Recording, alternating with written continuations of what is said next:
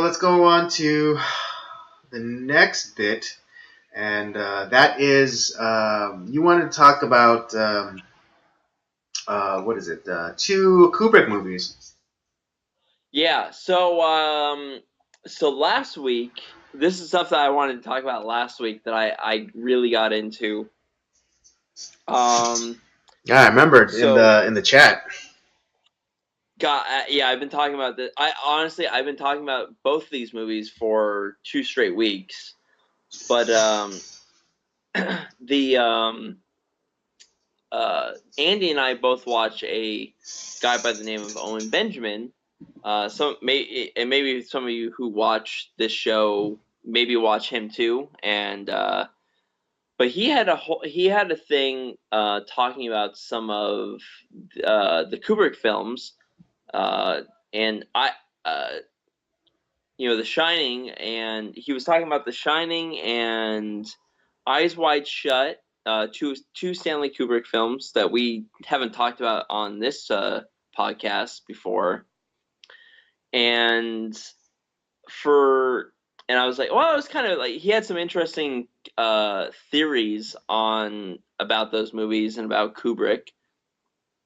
And I'll be honest, I have never seen Eyes Wide Shut before. To be honest, I actually thought it was just kind of a straight kind of sexual deviancy type of film. And so that kind of, when it comes to that, if I'll be honest, that's kind of why I stayed away from watching that film, because I don't necessarily like those type of movies. I don't like sex just for the sake of sex in a film. Mm-hmm. But after hearing I some of think the that's theories why. of like, Well, I'm sorry, really quickly. I think that's why I haven't watched Game of Thrones.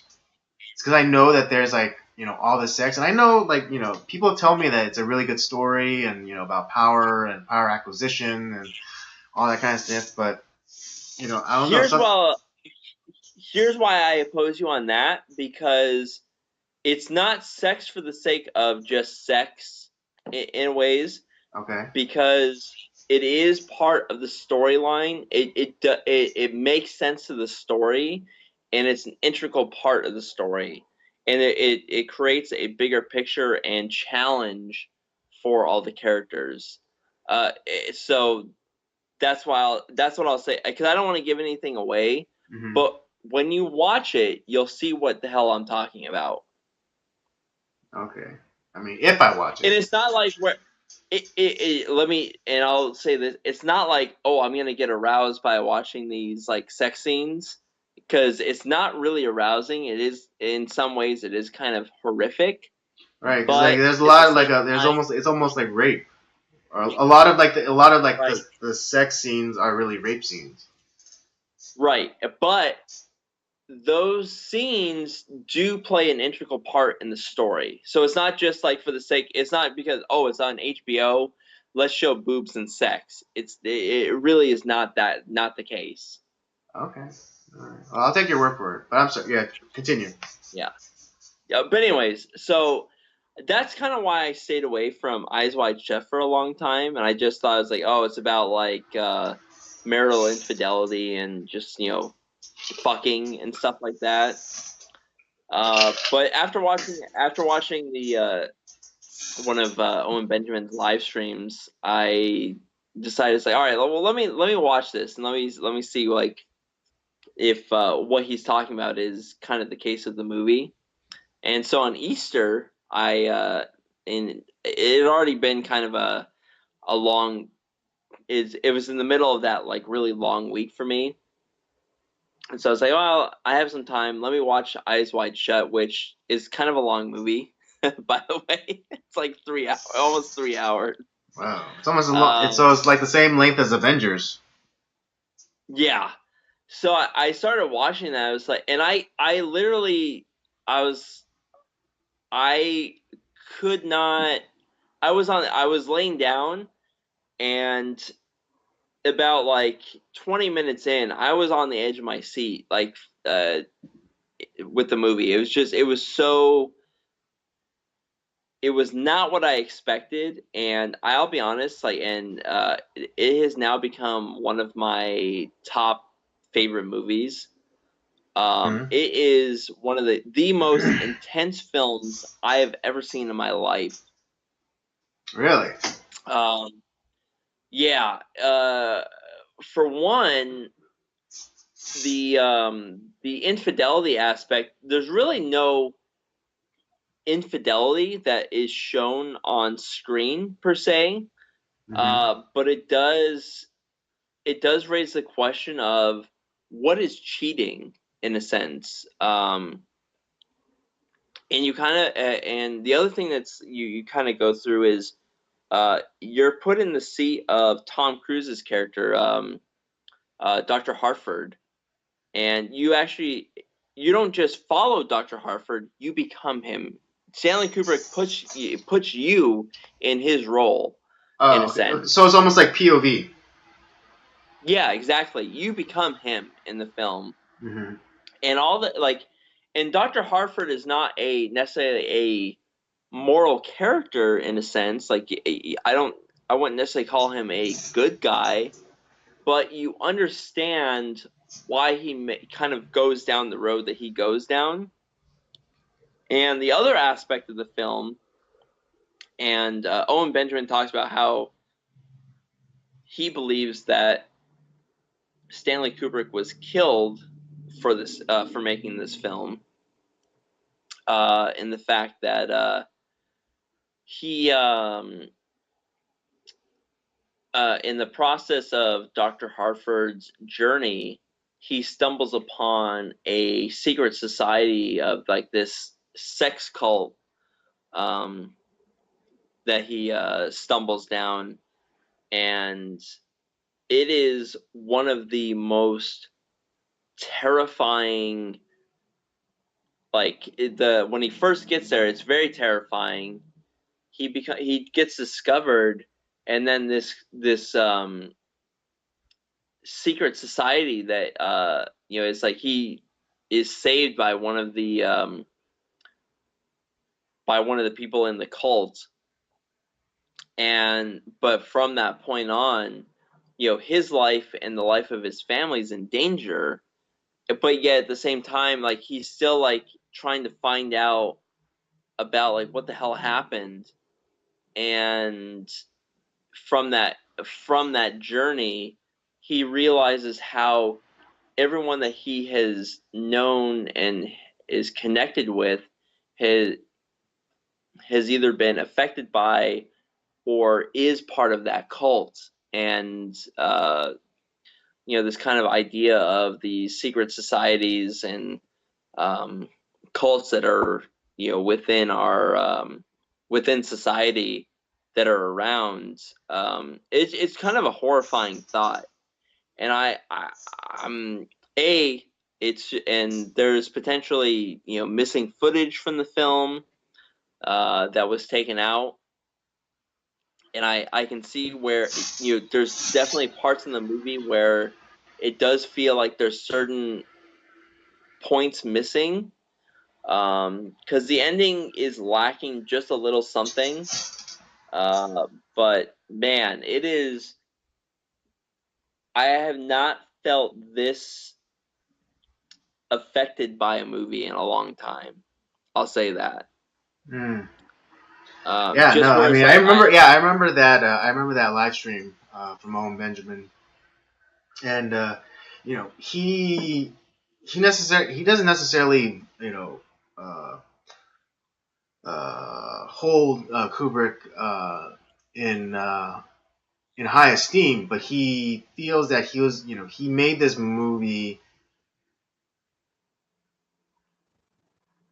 uh, you know what is it, kind of like a warning, or it's like, hey, people, open your eyes, kind of thing, um, to let them know that there are things going on, behind the scenes, not is everything is not just like how it's portrayed on Entertainment Tonight, or Extra, or on on no, E. it is.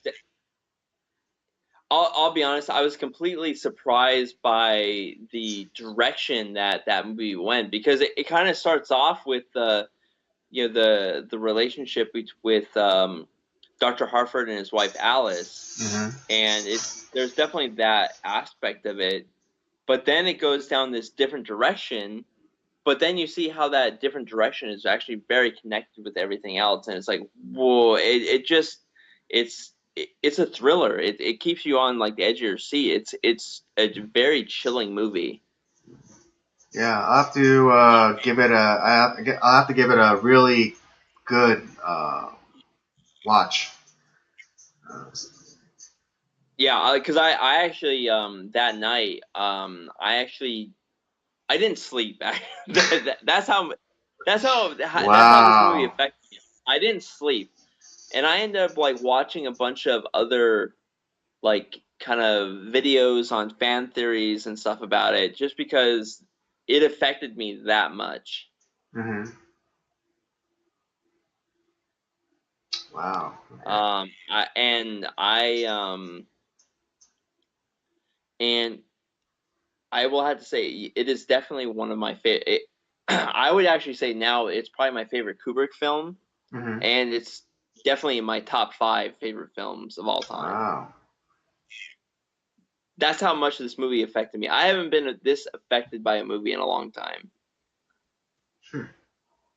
I haven't been able to stop. I For a couple of weeks now, I haven't stopped thinking about it, and I haven't shut up about it. That's how much this movie has affected me. Yeah, I mean, yeah, because in our group chat, you were like, yeah, you and Matt were, you guys were, going like, back and forth for a really long time about this movie.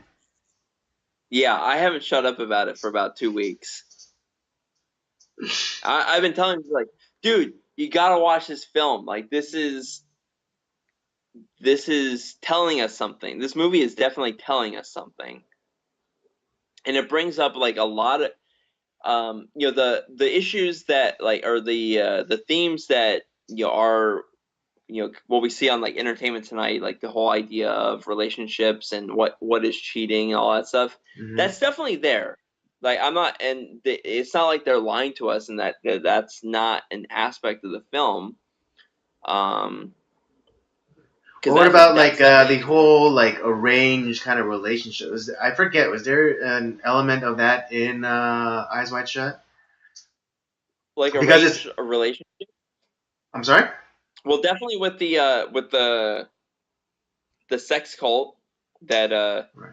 Well, Dr. because it's Hartford discovered. interesting because everyone knows that Tom Cruise is a Scientologist, and that I think they are classified as a cult by the FBI, or is that just Yeah, they're Jehovah's a cult. Witnesses? Nope, they're a cult. Okay, right. And after after Tom's divorce from Nicole Kidman, he was linked to several different people, but one in particular. Let me look her up. She's You look that up. I'll be right back. okay.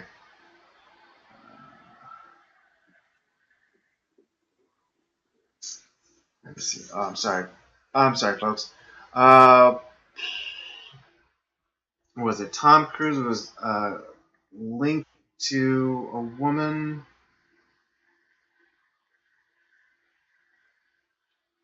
Let me just. Uh,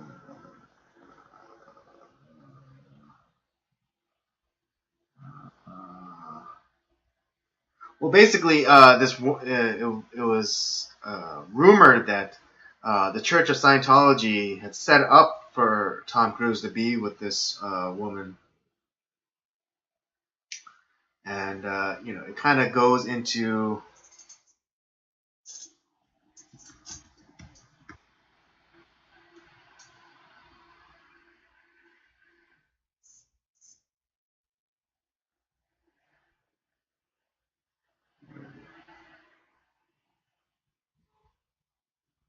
And I'm sorry if I butchered this name. Nazanin Nazanin Nazanin Baniati. Um, for those of you who need a little bit more context, she was also on. She was a recurring character on How I Met Your Mother, and girlfriend to Neil Patrick Harris's character Barney Stinson. Um, if you didn't know, those two dated for a little bit. Um, and it was rumored that the Church of Scientology set them up as like to be like the next like power couple or something. Oh, Interesting. yeah, yeah, this actress by the name of Nazanin Baniati. I'm trying to remember her face, but I'm pretty sure I know exactly who you're talking about. Yeah, But like British Iranian chick. She played Barney's girlfriend on How I Met Your Mother. yes, I know. Yeah, now I definitely know who you're talking about. Yeah, Yeah. yeah, because like she and Tom Cruise went out for a little bit, and yeah, like I was again as I restate, it was rumored that the Church of Scientology had somehow like orchestrated that for some reason. The oh, sorry, hold on one second.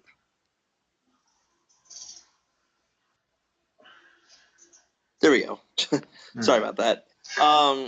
Yeah, no, so the question you were asking was, is this kind of like symbolism of like kind of arranging relationships? Yeah. And when it comes to when Dr. Hartford arrives um, at that secret society meeting, that is definitely an element there that's there. Um, I think the thing that's kind of I guess I haven't really thought of that part of it, Mm-hmm. but that's certainly something that is there.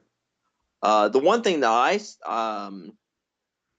there's a lot of different theories as far as certain characters. There is a because everyone in that cult is masked. Right. That was like one of the things. Everyone had to be masked.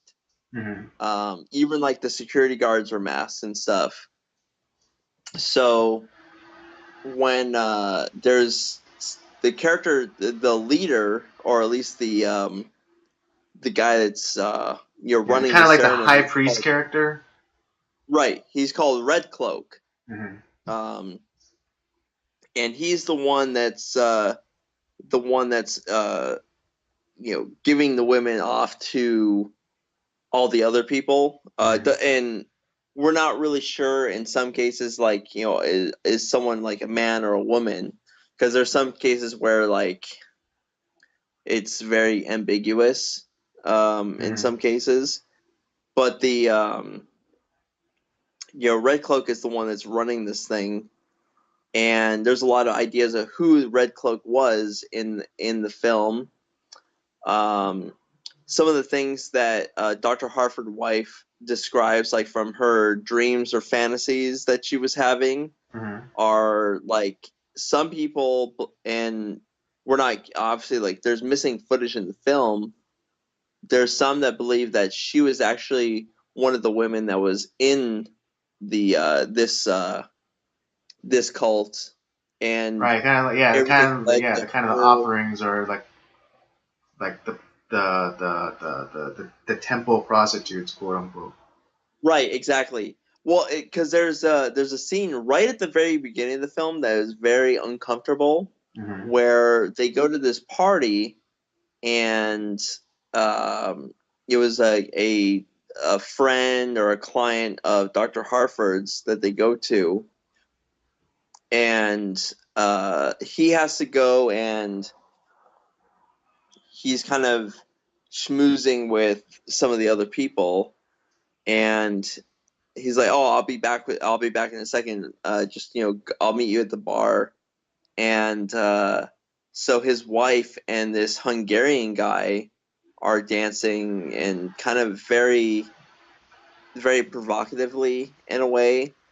And people believe that he actually may be the leader, the Red Cloak character, and that he was inviting her, or kind of recruiting her to become one of the temple prostitutes in a sense. Hmm. Because it turns out that a lot of the characters, a lot of the people that were at that party were actually, members of that society. So Mm.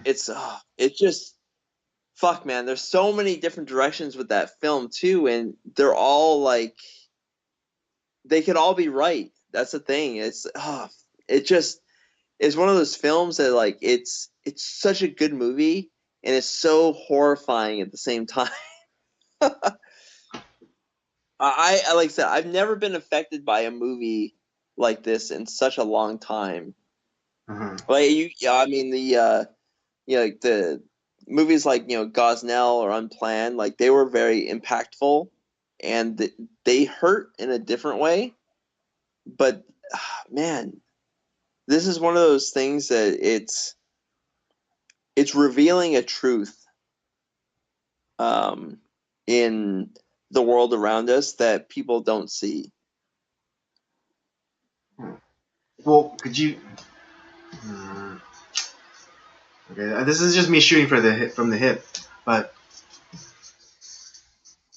um, would you say that that Eyes Wide Shut is revealing a more spiritual truth? I don't know if like a spiritual truth, but it's definitely I think it's revealing a reality that's actually going on right now. Maybe Mm. not necessarily in like red cloaks and masks. Hmm. I think that's all is like a symbol, but it's kind of like it's these like hidden societies Right. and I mean, because the mask is just is an easy symbol for anonymity or dual identity.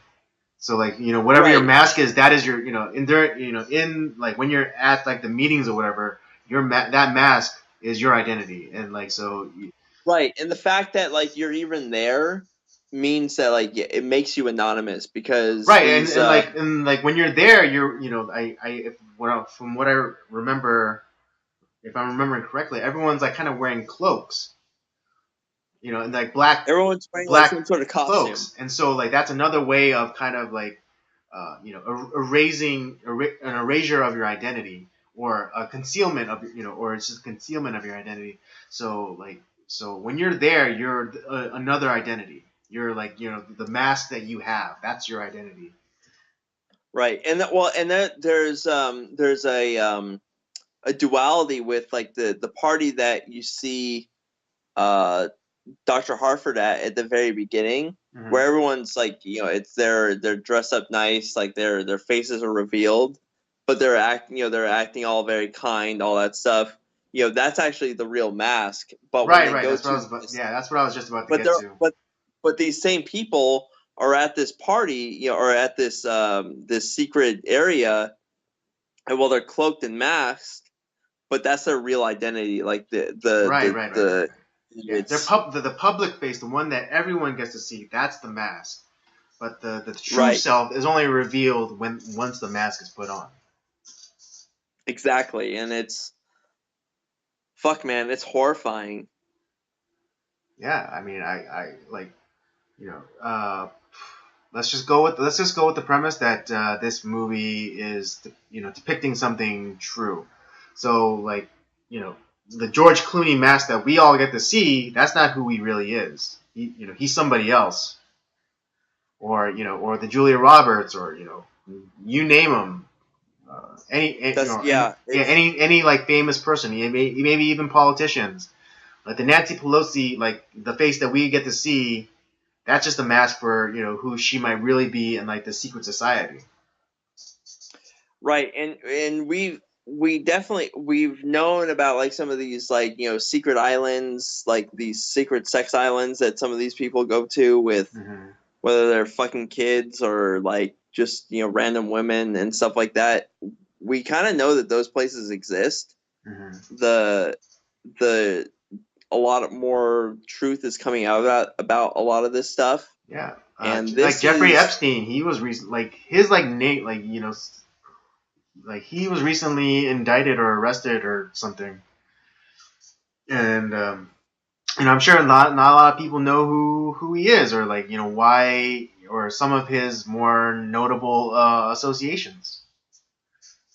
and to be honest, I think a lot of those guys, well, cause I think they actually did this, but I think they're sacrifices by the group to kind of like keep Throw people off the suspicion. scent. Exactly. Mm. Because I think if Right. So people really, they're strategic sacrifices. yeah, I really think that they're to keep them off the scent of what's, because I think when if we ever like get to a time where the truth is revealed, we're going to be very surprised by who is connected with these disgusting people. Mm-hmm. Um, and I could see, and I don't know if I 100% believe this is what Stanley Kubrick was trying to do, Mm-hmm. but I could see where this is a movie where even if maybe this wasn't what he was trying to reveal, that the people that may have been screening this film or saw this, like they were like, oh fuck, and we need to get rid of this guy. Right. I mean, because And, one of the biggest things was that he before the movie had or been finished editing or even finished shooting, he mysteriously died. right, and the thing was, it was like they deemed it a heart attack, but he was in good health, Right. and he wasn't that old, Right. He was really. only in his 50s. Yeah, so it's very, very suspicious. Right. I mean, and just kind of like interestingly enough, I mean, recently John Singleton passed. Notably for directing Boys in the Hood, and he wasn't that old Yeah, either. He was only 51. yeah, it's just I could see where people were creeped out by it, Mm. and and it's like, oh crap, he's on to us, and but even then, like there's people that I it's not that Stanley Kubrick was some sort of necessarily innocent character, but maybe Right. he was like trying to like, hey, I don't know if I can go down this road, and started to reveal some stuff because there's some people that believe that like with the whole they had some moon landing conspiracies that he like always tried to talk about, and Right. I mean, because yeah, he for those of you unaware, Stanley Kubrick has been linked to some of the moon landing conspiracies and how he was the one that directed uh, the footage for of Neil Armstrong, Neil Armstrong coming down the ladder on the moon landing on the lander, and some of the footage you see, the astronauts, jumping around and whatnot. yeah, man, I don't want to get into that today, but we'll definitely get into that at some point. Yeah. Because now I'm starting to question some things too about it. It's just, but I'm not gonna get into that today because that's a whole nother like discussion. Yeah, you'll get there, Robert. You'll get there. Just wait till you start questioning whether or not the Earth is actually spinning. Because now I need to go down because, like I said, there's been enough questions raised, and I've heard some of the testimony from people talking about this stuff that are the quote unquote experts. Where like, okay, now I need to go down a systematic approach of, all right, let's go through all the Apollo missions, through all like what people are talking about, and actually looking at what's going on before I make an opinion on that. You'll get there, Robert. You'll get there. But anyways, so that's my talk about Eyes Wide Shut. It's man, it if you haven't seen it, it's a 20-year-old movie at this point, which is crazy to think about. That 1999 is 20 Oh years yeah, that's from now. right. It's 20 years ago. Yes, 20 that's just like years Saving ago. Private Ryan. Yeah, but it is, to me, it is a must-see movie.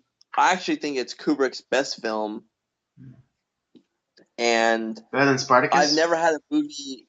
I don't think I've ever had a movie impact me like this in a long time. Okay. All right. Yeah.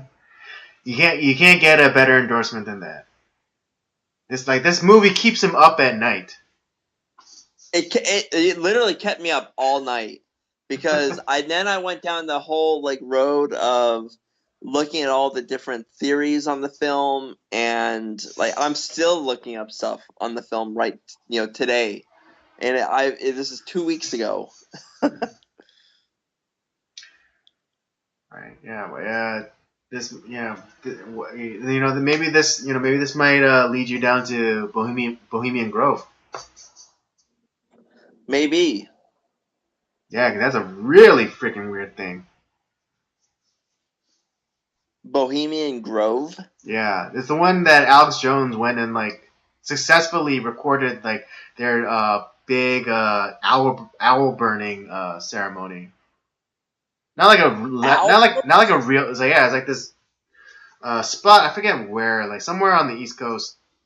And then there's like this, like world leaders go and meet up at this place, but no one is supposed to know about it. And Alex Jones was the one who went and like filmed like one of their ceremonies, and like they stand in front of this big like owl like statue, and they all like wear masks, and like they kind of like like do like this walk around like over this huge open fire and stuff. What the fuck? Yeah, I yeah. Hope you okay. have a good Oh night's fuck! sleeping tonight, Rob. Jesus Christ! Now I'm gonna have to look that up after we're done. What the fuck? Thanks a lot, Andy. Uh all this weird like pagan shit that like our world leaders are into. Fuck. God damn it. Sorry. I thought you knew. No, I didn't know about this. What the fuck? God damn it. um, This shit keeps me up at night. I'm not gonna be able to sleep today. Thanks. I'm sorry. I'm sorry. I thought you knew. I thought you No, I knew. didn't know. How could you? Okay, well anyways, Goodness. another to another thing to keep you up at night is which was another Owen Benjamin theory that I actually think is a true theory about this other Stanley Kubrick film.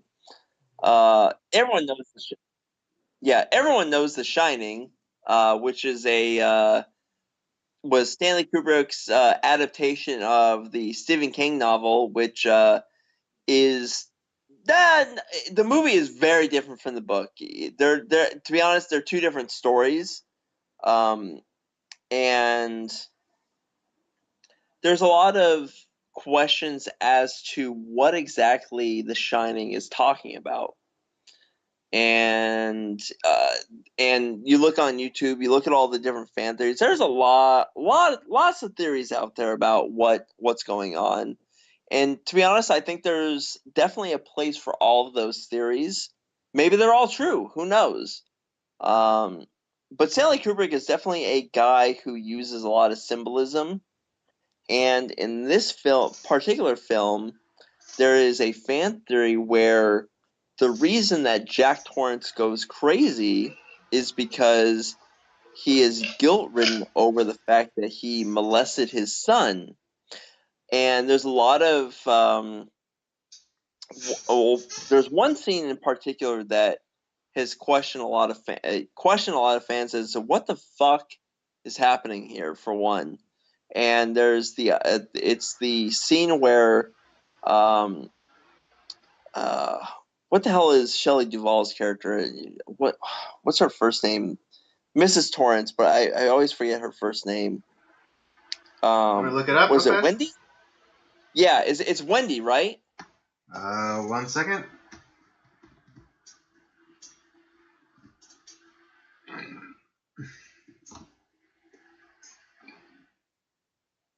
Shelley Duvall. Yeah, Wendy Torrance. Yeah, Wendy Torrance. So towards the end of the film, as Jack has already gone crazy, she runs up, and then there's a room in which she sees a guy in a bear costume, sucking cock from this guy in a tuxedo, and a lot of people was like, "What the fuck does that mean?" Well, there's a if you look into the movie, if you look deeply, there's a theme of like teddy bears throughout the film, and the teddy bear is a symbol of innocence, and the way that teddy bear is represented within the film is a sign of innocence lost, and uh, uh, and the fact that Jack molested his son Danny uh, for I don't know if through like drunkenness or he was just fucked up or whatever. That part we don't know.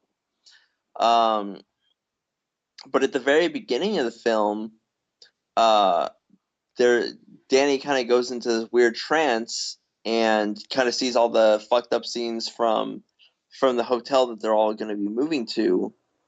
But when he's being examined by the doctor at the very beginning of the film, uh, you see him with his pants off, covering his groin, and the pillow that he's laying on is this like teddy bear pillow, and the eyes are all like kind of cut in a way that's very sinister looking, and he has this imaginary friend named Tony that he talks to throughout the film, and Tony's the one that warns him of the evil is coming. It's called like The Shining or whatever. That's kind of the title of the film. Uh-huh. And what ends up and when asked by the doctor, it's like, oh, and he says, oh, Tony lives in my mouth. And it's like, oh, and the doctor asks him, can I talk to Tony? It's like, oh no, he doesn't. You can't, because when other people talk to him, he goes into my stomach. Oh God, that's so like thinking about that is so fucking horrifying. When It's like other people this, talk to him, he goes into my so stomach. like when other people ask him, he hides in my stomach.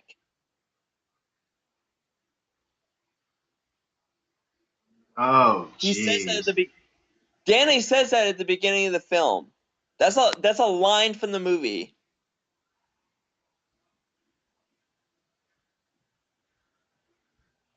He lives in my right? mouth. He lives in my mouth, and when other people want to talk to him, he goes into my stomach.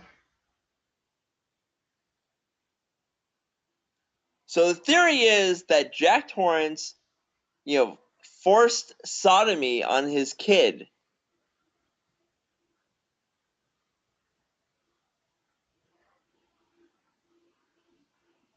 Okay. Yeah. And so like, right from the beginning of the film, we get that. And there's another scene later on where just before Jack fully goes into his full on complete insanity Hmm. and trying to kill his family, where Danny goes in to grab one of his toys, and Jack calls him into the room, and it's kind of symbolized that the way that he like holds him and talks to him, it's like it's one of the creepiest scenes in a movie I've ever seen.